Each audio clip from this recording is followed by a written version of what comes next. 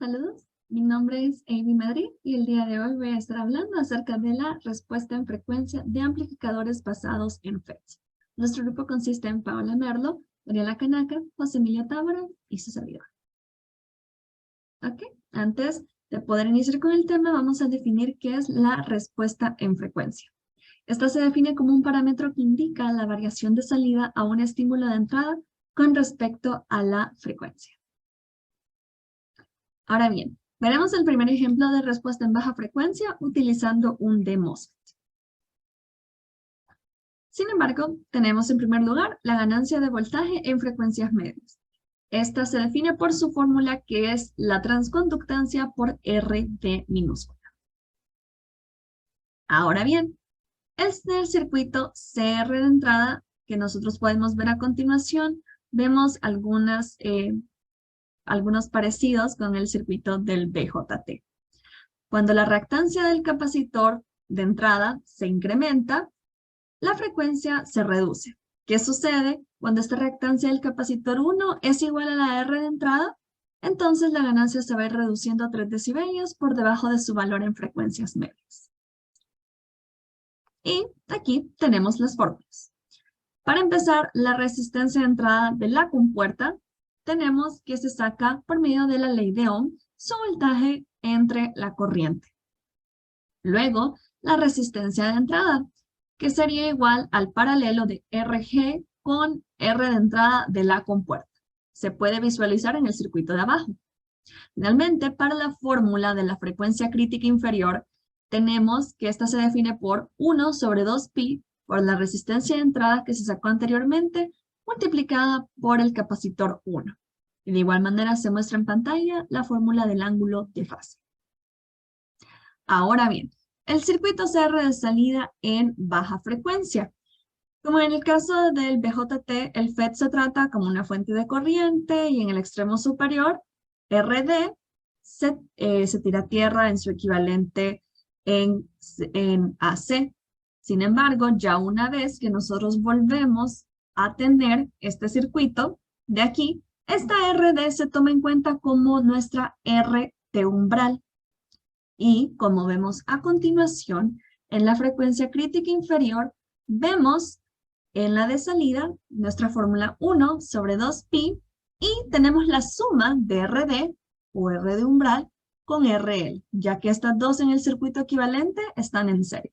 Y todo esto se multiplica por el capacitor 2. Y de igual manera, esto se refleja en el ángulo de fase. Ahora bien, la respuesta en alta frecuencia será ilustrada con un JFET. En alta frecuencia vemos de igual manera muchas similitudes con el BJT. La diferencia básica radica en las especificaciones de las capacitancias parásitas internas del FET. Entonces, como podemos ver aquí, tenemos 3 de ellas que se definen como CGD, CGS y CDS. Cada una de ellas significan lo siguiente. CI, como pueden ver aquí, estas no solo se dan así nomás en el problema, sino que tienen que ser sacadas por medio de fórmulas. Cada una de estas que ven aquí se muestran en la hoja de datos del FET. Los parámetros que nos van a servir para encontrar estas capacitancias parásitas son los siguientes. CISS es la capacitancia de entrada, CRSS, capacitancia de transferencia en inversa, y COSS, capacitancia de salida. Al tener estos valores, nosotros aplicamos la fórmula y determinamos cuáles son nuestros 3 valores de capacitancias. Y de igual manera, nosotros vamos a estar haciendo uso del teorema de Miller, tal y como se vio en BJT.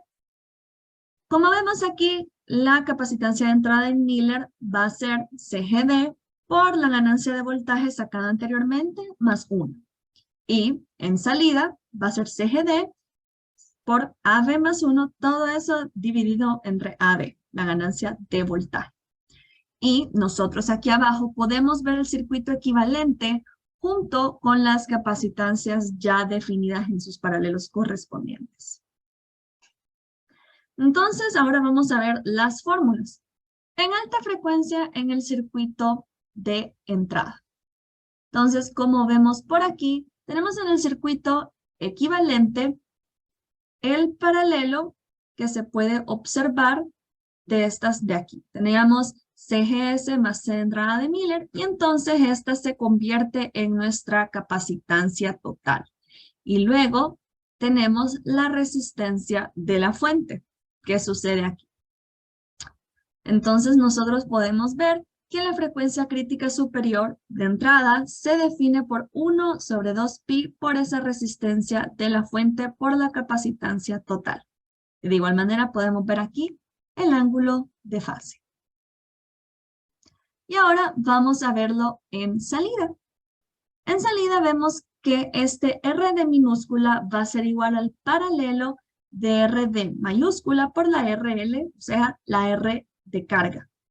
Y de igual manera, aquí tendríamos la capacitancia de salida de Miller, haciendo que nuestra fórmula para la frecuencia crítica superior se mire de la siguiente manera.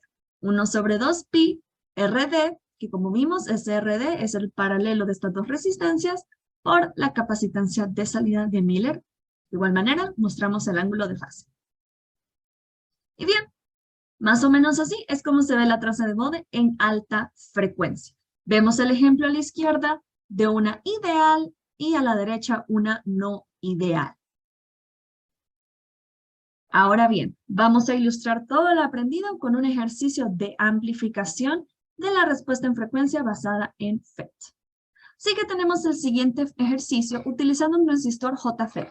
Tenemos los siguientes datos en pantalla donde nosotros tenemos los valores de IDSS, VGS y también valores de nuestras capacitantes, al igual que los valores de nuestras resistencias y capacitores en el circuito.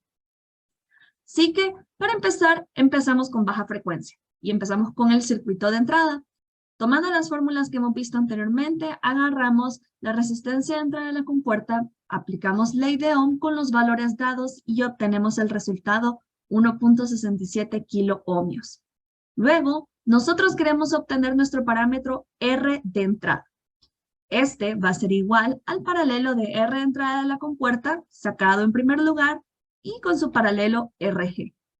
Y finalmente, cuando nosotros sacamos la frecuencia crítica de entrada para baja frecuencia, aquí tomamos en cuenta nuestra R de la fuente. Retrocediendo un poco, es porque aquí tenemos un valor que es significativo para ser tomado en cuenta.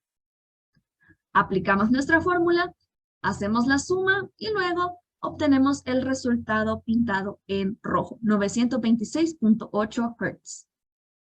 Luego, obtenemos el circuito de salida. Seguimos la fórmula que se nos ilustró y esto es la suma de RD mayúscula más R de carga, 2pi, C2, todo eso en el denominador y 1 en el numerador, como se ve en pantalla. Y tenemos nuestra respuesta 6.51 Hz. Y más o menos así es como se ve la traza de Bode para la respuesta en baja frecuencia con los valores obtenidos. Cabe destacar que la ganancia de voltaje obtenida fue 13.56 decibelios negativo. Ya se va a ver más adelante. De igual manera, aquí tenemos ya la resolución en alta frecuencia. Para esto ocupábamos con los valores ya dados de las capacitancias sacar la que nos hacía falta, que era la de salida, y entonces aquí ya podíamos verla, que es 2 picofarados. Sacamos nuestra transconductancia con la fórmula ya dada para los JFET, y aquí tenemos que eso nos da 166.7 microsiemens. De esta manera, nosotros sacamos nuestra ganancia de voltaje, que es la transconductancia por RD minúscula, que fue definida como el paralelo de estas dos resistencias. Sacamos el valor de la ganancia de voltaje y es 0.21. Cuando nosotros aplicamos la fórmula en decibelios, esta nos da negativo 13.56, que es la que vimos aquí anteriormente en el trazo de Bode. Y ahora, para nuestro circuito de entrada, tenemos que la capacitancia de entrada de Miller es la capacitancia CGD por la ganancia de voltaje más 1. Eso nos da 4.84 picofarados. Nuestra capacitancia total va a ser la suma de CGS más la C de entrada de Miller, la cual nos da 6.84 picofarados.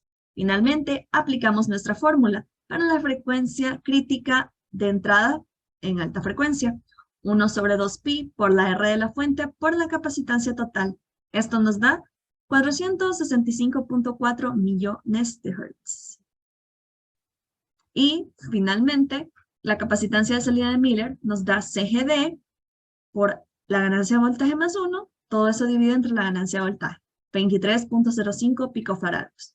Y al aplicar la fórmula y los valores ya sacados, obtenemos 5.44 megahertz. Y con los valores obtenidos, también tenemos el trazo de Bode para alta frecuencia. De esto mismo sacamos cuáles son nuestras frecuencias dominantes.